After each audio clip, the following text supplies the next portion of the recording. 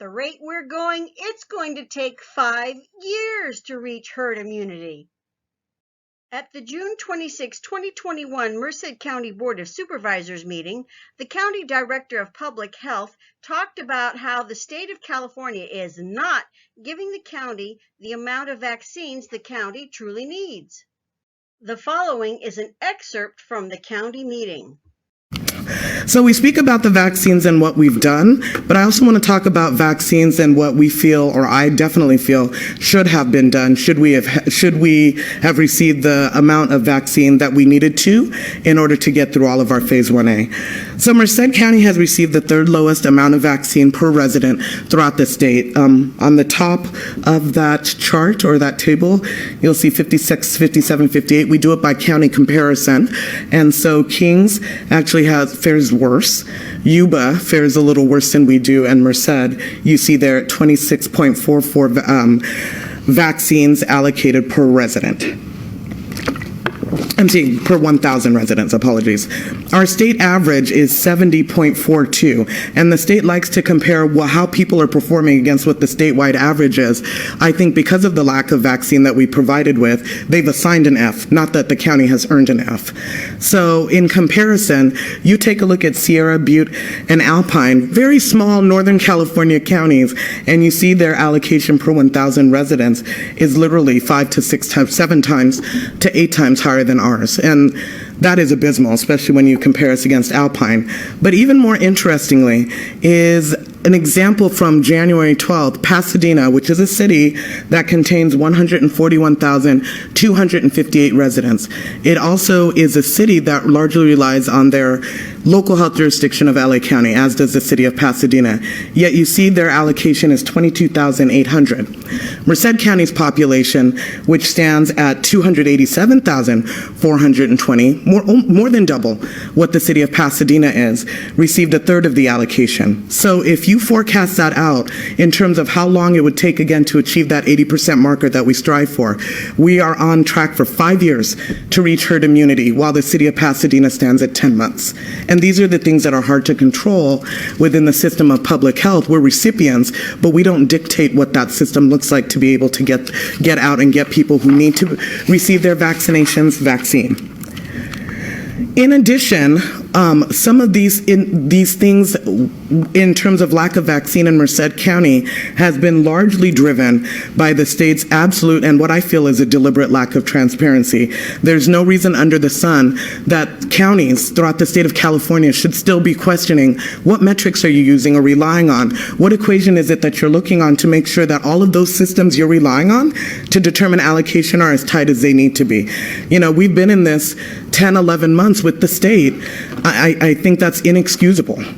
The state, as we know, so the formula is not published, but as far as we know, the allocations are based on the number of healthcare providers in the county. Why is that a problem? Because if we go back to all the individuals who were included in Phase 1A, they went well beyond healthcare providers. And how were they defining healthcare providers? Did it include dentists? Did it include veterinarians? Those subpopulations that were included in the group. And so basing a formula on something that's now considered invalid or expired, you need to really redo your formula to determine what the allocation should be.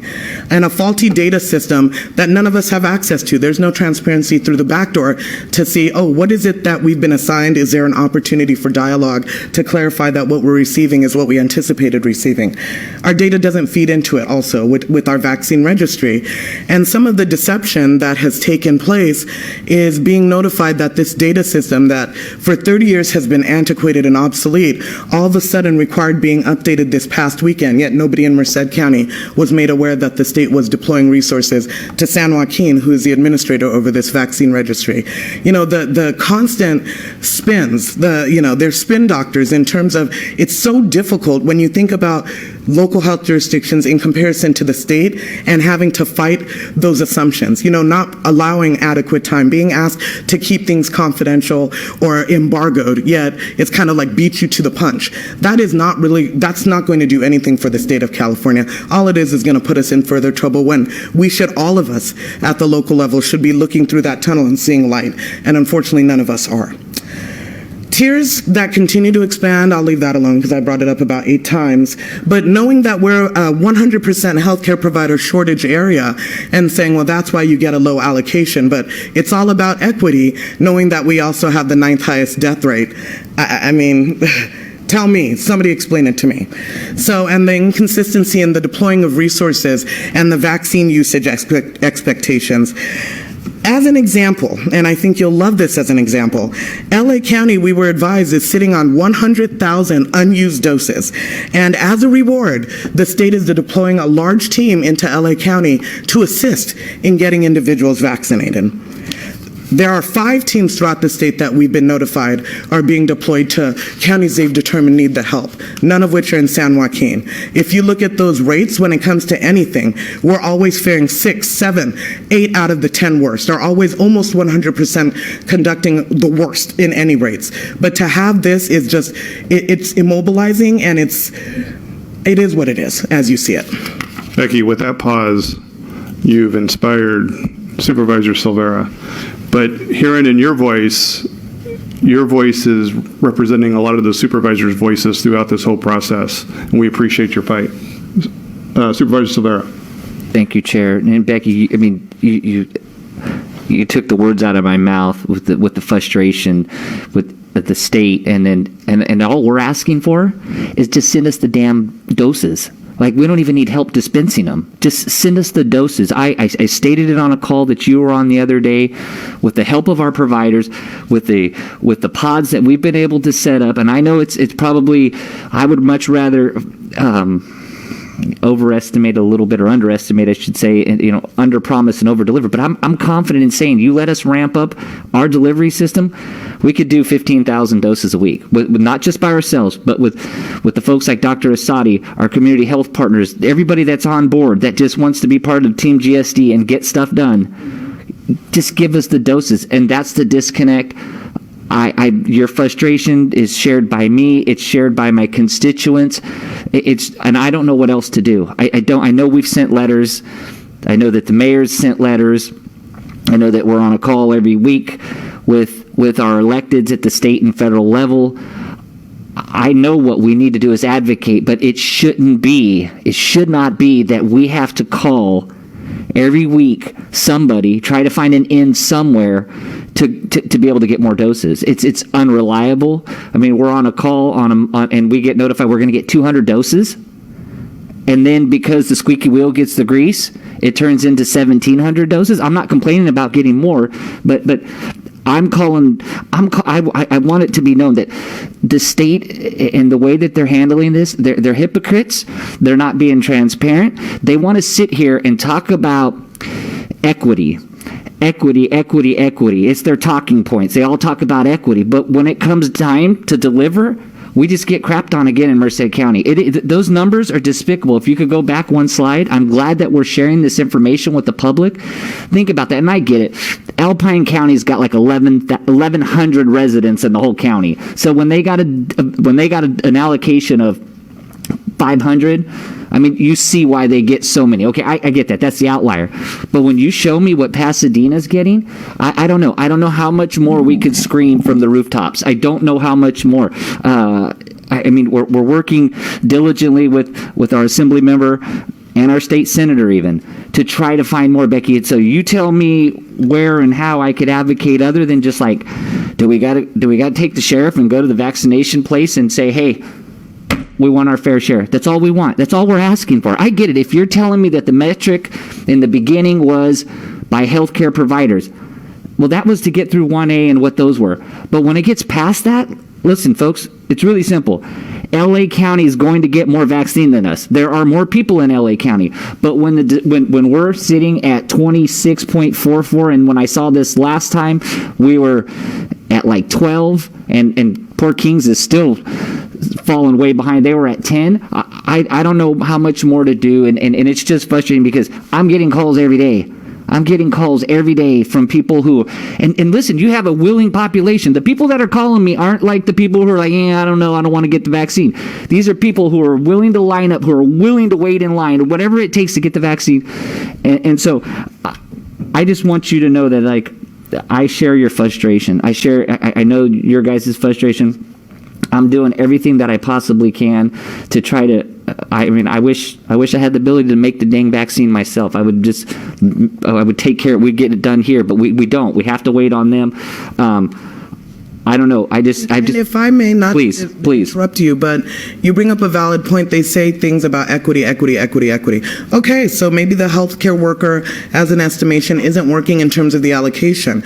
But why not look at things as rate of illness, rate of death, hotspots, disconnection from health? I mean, there are so many things that could have been done, and there's, to me, no excuse 10 to 11 months knowing that this was going to happen for it to be executed as poorly as it had been. And in all the wisdom of the state, the reason that we were delayed in coming into this meeting is because this announcement was made as a courtesy last night, and it was validated this morning with the state knowing that most counties have board meetings. And so always having a narrative before they announce it, always being told, hey, this is just between us, right? Wink, wink. And then it's like, oh, by the way, it's been published everywhere. I mean, even international. And it's like, weren't we told not to say anything? That chasm is widening, and it's not a Merced County and the state. It is the state, each county individually, not aligned with the state. And so that is going to be a problem, because nobody remembers how you started out. Everybody remembers how you finish.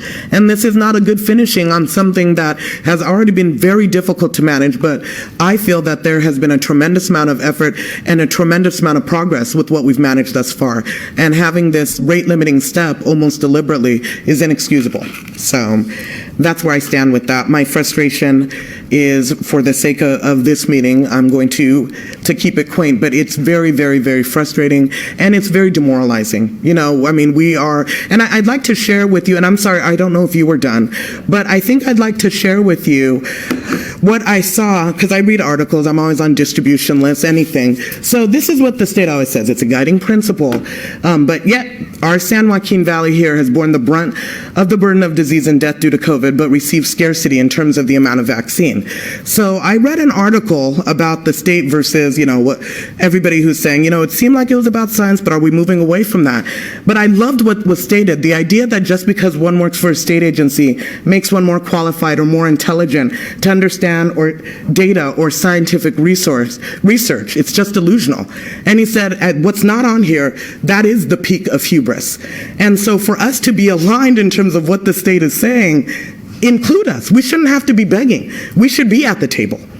We have been the ones bearing this responsibility, having to take the frustration from, whether it's our elected officials, with all due respect, or our community residents, or a partner, and to have this over a year later and say, stay cheery, just hang in there. It's a lot. And I consider myself pretty tough, but I'm done. And so this is a sad day.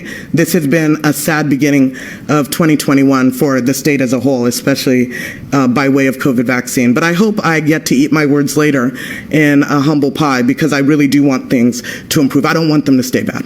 Well, it seems like at this point, too, Becky, being on that call that Supervisor Silvera was referring to, is it gets to the point to where finger pointing and blaming starts to happen, and not productive. It's not productive at all, and that's where I kind of lost my cool in the call. I got a little frustrated during that time, because this isn't about finger pointing or whatever, especially when we've been continuing to share the information at all times, and we have a plan in place. Just get us the damn vaccines.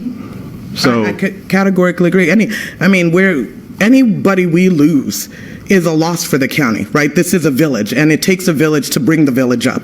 And right now, there's deliberateness in creating these factions and having people broken apart.